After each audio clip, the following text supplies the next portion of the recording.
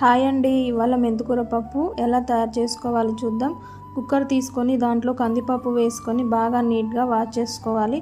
తర్వాత దాంట్లోకి పప్పు మునిగేంత వరకు వాటర్ వేసుకొని ఒక చిన్న బౌల్ పచ్చిపప్పు కూడా వేసుకోవాలి. తర్వాత మెంతికూర, టమాటో, పసుపు, కారం, ఉప్పు ఒకదాని తర్వాత ఒకటి వేసుకొని బాగా కలుపుకొని కుక్కర్ మూత పెట్టి 3 విజిల్స్ రానివ్వండి.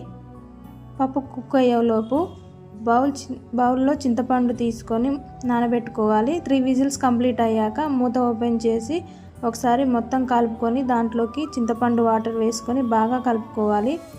చింతపండు వాటర్ వేసుకొని కలుపుకున్న తర్వాత దాన్ని పక్కన పెట్టుకోవాలి.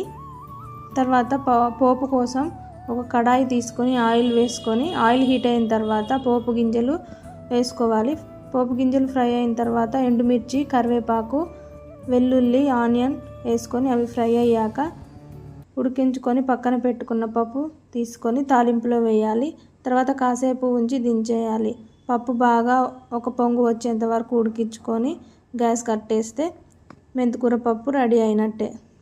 ఇది అన్నంలోకి, చపాతీలోకి చాలా బాగుంటుంది.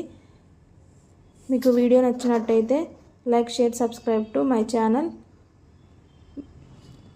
ఊహాస్ డైలీ రెసిపీస్.